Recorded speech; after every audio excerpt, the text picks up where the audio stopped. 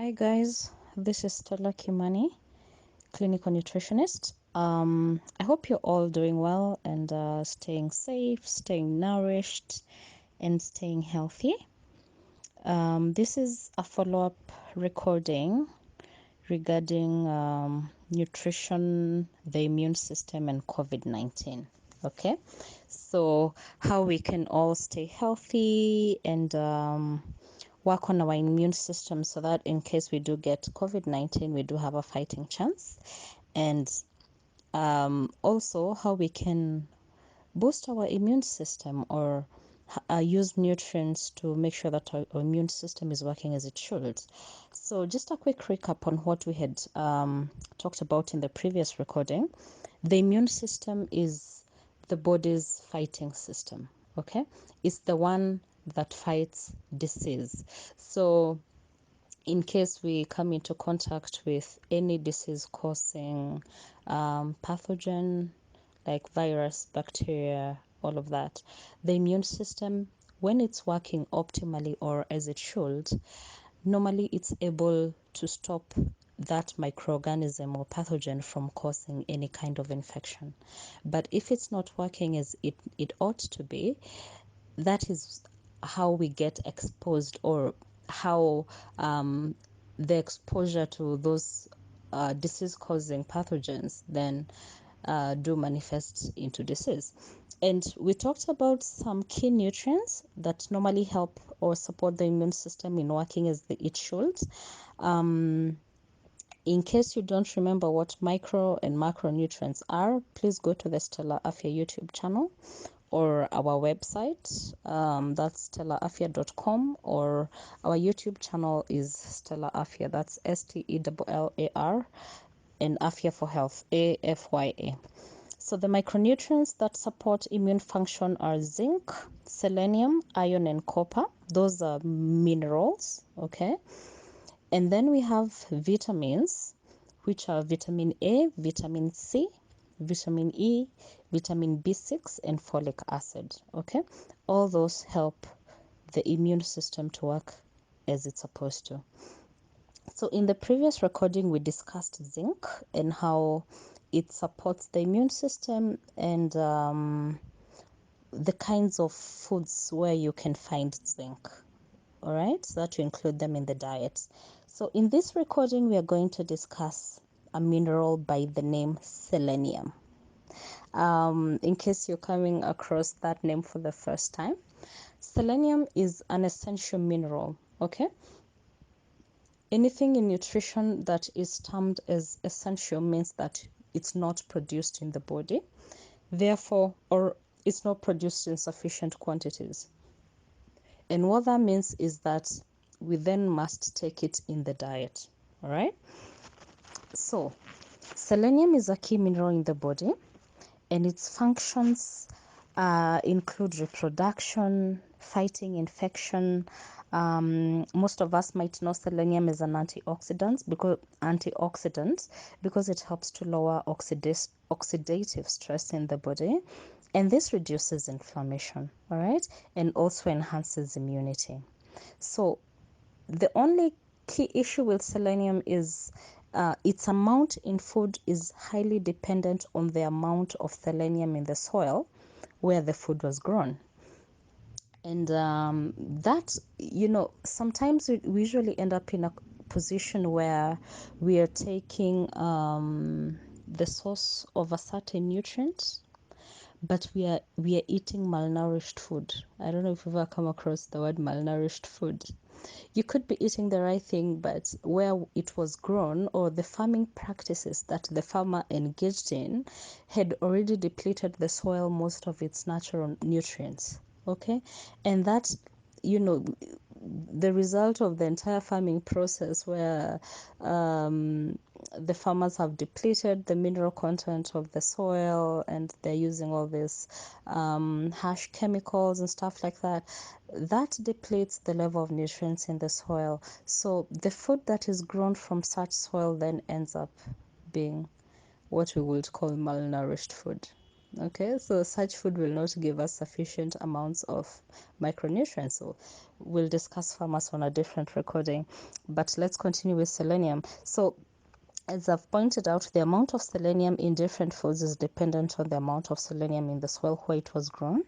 And stuff like rain, evaporation, pesticides, and pH levels can all affect the levels of selenium in the soil, all right? But, well, it doesn't mean that it would be depleted 100%. So the key here would be to eat more than one source of a certain nutrient so that you're at least balancing out in case there was a deficit from one source. All right. So let's go right ahead and discuss the sources of selenium. We have fish, there's pork, chicken, sunflower seeds. I know a lot of us sometimes do cook sunflower, and what do? We remove the seeds and we throw away. Please never throw away those seeds. They're extremely high in not only selenium but also the mineral that we had talked about earlier that really boosts immunity, which is zinc. All right, so please, once you have removed your seeds from pumpkins and squash, just dry them.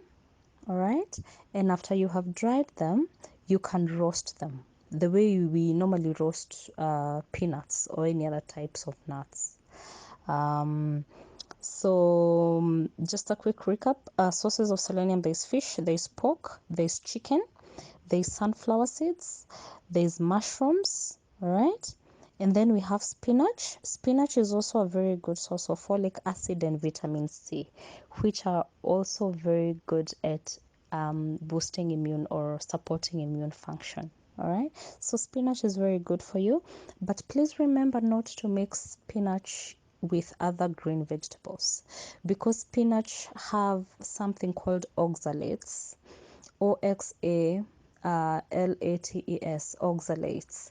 Now, oxalates are classified as anti-nutrients. So what anti-nutrients do is they reduce the bioavailability or the absorption level of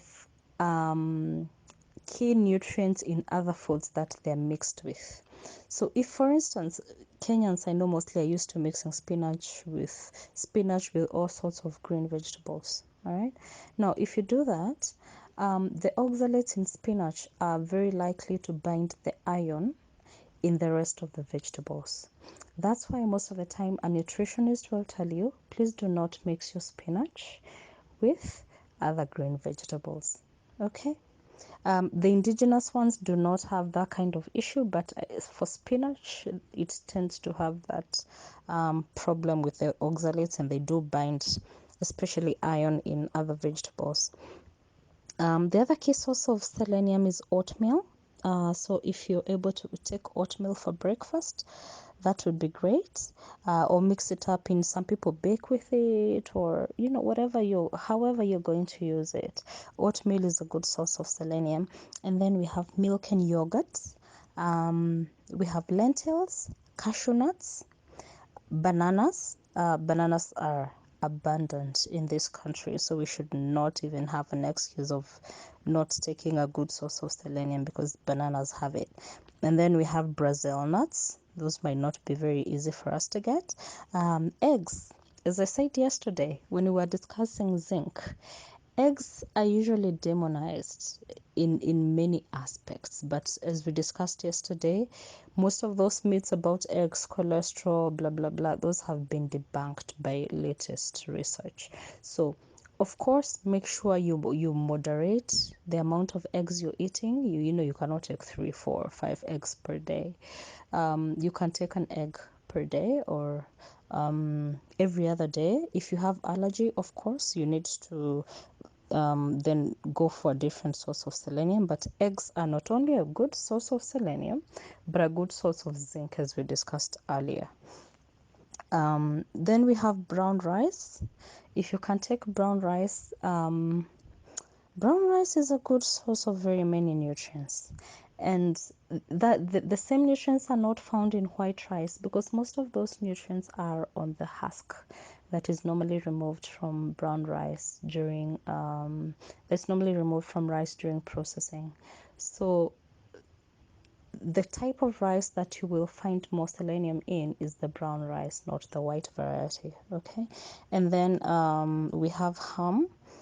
I would not advise Hume as a very good source because of the sodium levels in it, and also nitrites, which we know are carcinogens.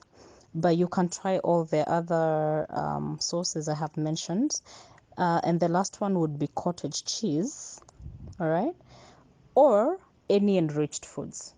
Okay, and well, in Kenya, we don't really have a lot of foods that we would say are enriched with selenium, because I mean our laws mostly concentrate on vitamin A in terms of fortification. But you can look into stuff like breakfast cereals. A lot of times they'll be enriched with several nutrients. So just go into the nutrition information section when you're buying your processed foods, and then you can see whether it's enriched with selenium or whether it's a good source of selenium. So basically, so in terms of immune function, the more in a day you take different sources of the different nutrients we are saying that would help to support your immune system to work right, the more sources you take, the better for you. All right. So please make sure you take the sources we've talked about of selenium. If you didn't access our earlier recording on zinc, you can check on the Stella Afia Facebook page. I uploaded it there already. All right. So to end this, I'd like to first talk to the government because I saw the advertisement on healthcare workers that are needed to deal with COVID-19, and I think part of the list was for universal healthcare coverage. The more we continue, I mean, it's ridiculous how we're ignoring nutrition and nutritionists in this country. And you guys, it doesn't matter how far we run from it, nutrition is the foundation of the human body.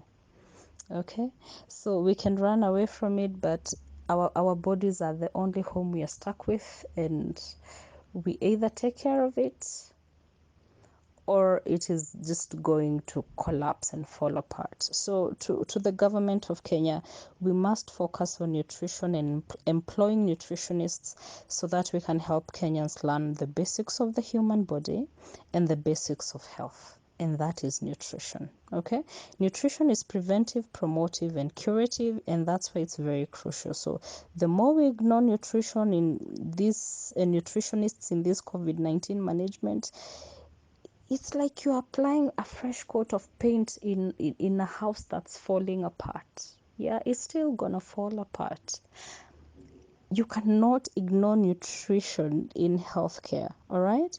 And like, in fact, nutrition and preventive promotive healthcare is the most sustainable and cheapest way to restoring the human body to optimal function. Okay, and that way we are able to prevent disease. But as we discussed in the earlier recording, a malnourished body is the shortest route to the grave. So we must consider and we must employ nutritionists in this country. Otherwise, we will continue to invest more in curative healthcare, and our curative budget every year is going to go higher and higher and higher because we are not dealing with the basics.